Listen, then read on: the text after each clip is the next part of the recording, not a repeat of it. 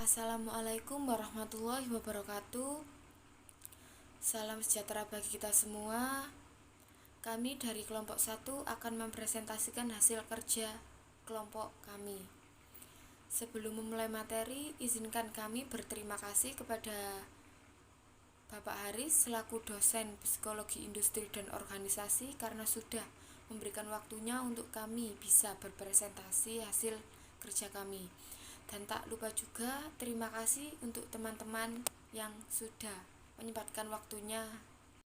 Baik, berikut adalah anggota dari kelompok 1. Adapun beberapa materi yang perlu kami sampaikan kepada teman-teman. Adapun beberapa penjelasan yang ingin kami sampaikan kepada teman-teman. Untuk yang pertama, izinkan saya menjelaskan tentang visi. Visi adalah suatu rangkaian kata yang memuat impian, cita-cita, nilai, masa depan dari suatu organisasi, baik dalam sebuah lembaga hingga perusahaan. Visi juga merupakan sebuah tujuan organisasi dalam bekerja. Visi tercipta dari hasil pemikiran para pendirinya terkait gambaran masa depan sebuah organisasi. Adapun beberapa fungsi dari visi yaitu 1. Menentukan langkah ke depan, 2. Menginspirasi anggota, yang ketiga memotivasi anggota agar memberi kontribusi yang maksimal. Oleh sebab itu, rangkaian kata dalam visi harus ringkas dan jelas. Terciptanya visi sangat berperan dalam melakukan langkah-langkah selanjutnya. Manfaat dari misi, yaitu yang pertama, menjadi sesuatu yang dapat membangun imajinasi bersama dalam meraih keberhasilan bersama baik saat ini maupun di masa depan. Yang kedua, mampu membuat peningkatan standar kerja yang lebih baik. Yang ketiga, mampu menumbuhkan dan meningkatkan perasaan tanggung jawab dan kinerja dalam bekerja. Yang terakhir, mampu menumbuhkan dan meningkatkan rasa memiliki bersama perusahaan kepada karyawan. Syarat-syarat membuat visi: memiliki orientasi pada masa depan, disusun dengan berdasarkan nilai-nilai perusahaan. Yang ketiga, tidak hanya berdasarkan pada situasi dan kondisi masa kini. Saya akan menjelaskan tentang misi. Misi ialah sebuah rencana atau cara yang ditentukan untuk mewujudkan cita-cita yang sudah ditetapkan.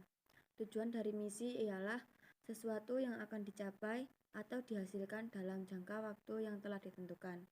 Konsep dari misi adalah strategi atau cara yang akan dilakukan untuk segala bentuk aktivitas atau kegiatan yang mengacu pada pencapaian visi dan misi suatu organisasi. Manfaat misi ada beberapa, yaitu yang pertama, dapat menjadi langkah awal dari perusahaan dalam mencapai visinya. Yang kedua, dapat menjadi pedoman untuk karyawan maupun perusahaan dalam mengambil keputusan agar sesuai dengan visi organisasi.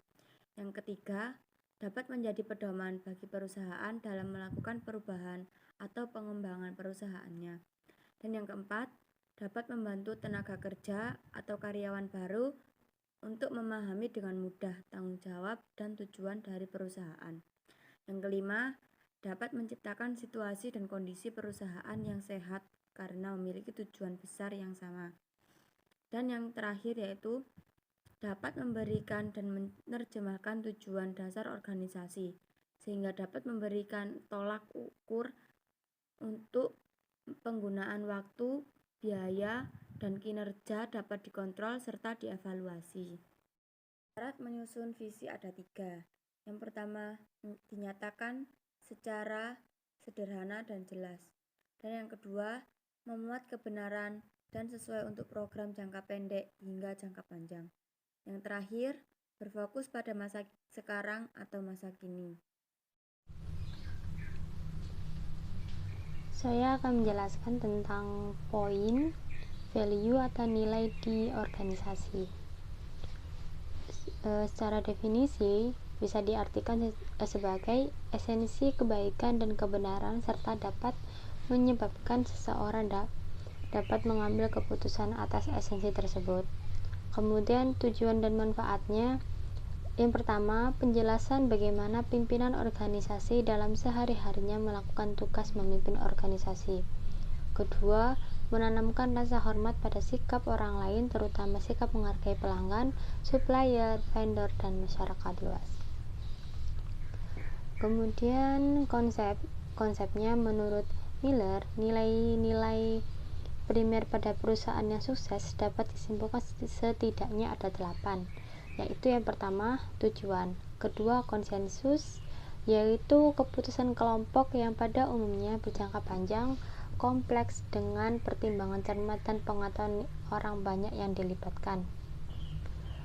Yang ketiga, keunggulan, keempat, kesatuan, kelima, prestasi, keenam, empiris, ketujuh, keakraban, kedelapan, integritas.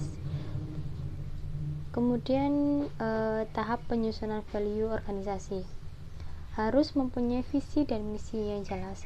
Kenapa? Karena merupakan unsur penting dalam organisasi sebagai bagian dari perencanaan strategis. Visi keberadaannya penting karena mengungkapkan atau menyatakan untuk alasan apa organisasi tersebut ada dan kemana organisasi tersebut akan berkembang.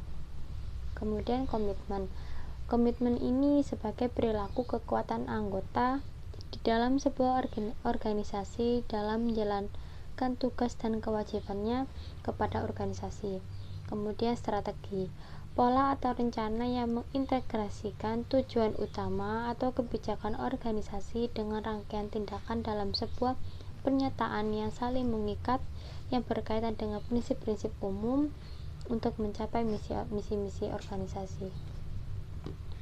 Kemudian poin yang terakhir strategi organisasi yang akan dijelaskan oleh rekan saya. Terima kasih. Mengenai strategi organisasi. Definisi strategi organisasi, menurut Syafrizal dan Lutfi 2011, strategi merupakan suatu cara untuk dapat mencapai tujuan berdasarkan analisa terhadap faktor internal maupun eksternal. Jadi, pengertian secara umum, strategi adalah sebuah proses pembuatan dan penentuan rencana oleh pimpinan yang fokus pada tujuan jangka pendek dan jangka panjang. Penetapan strategi disertai dengan penyusunan cara agar tujuan tersebut dapat dicapai. Tujuan dan manfaat strategi organisasi.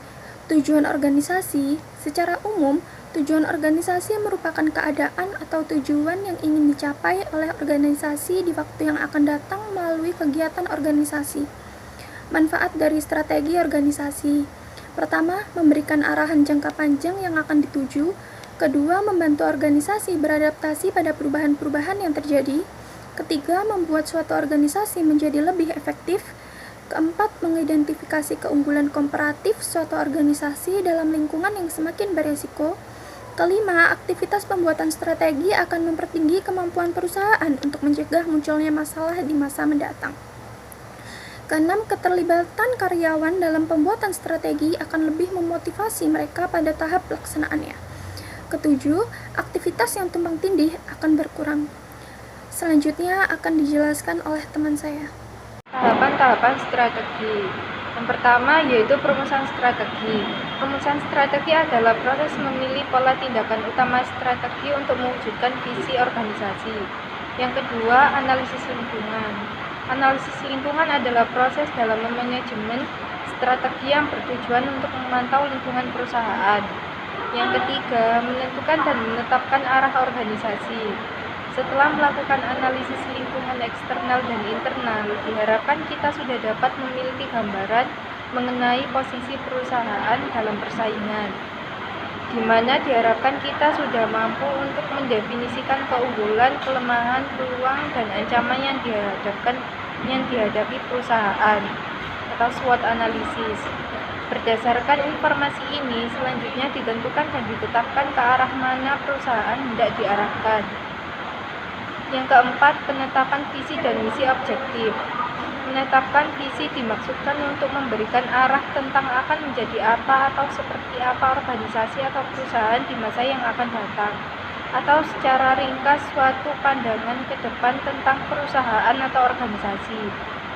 Misi secara spesifik menekankan tentang produk yang diproduksi pasar yang dilayani, dan hal-hal lain secara spesifik berhubungan langsung dengan bisnis. Yang kelima, formulasi strategi. Formulasi strategi adalah menentukan aktivitas-aktivitas yang berhubungan dengan pencapaian tujuan. Yang keenam, perencanaan tindakan.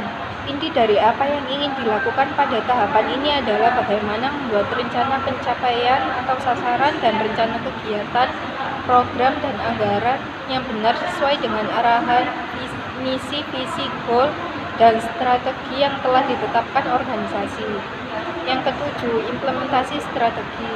Implementasi strategi adalah proses di mana manajemen mewujudkan strategi dan kebijakannya dalam tindakan melalui pengembangan program, anggaran, dan prosedur.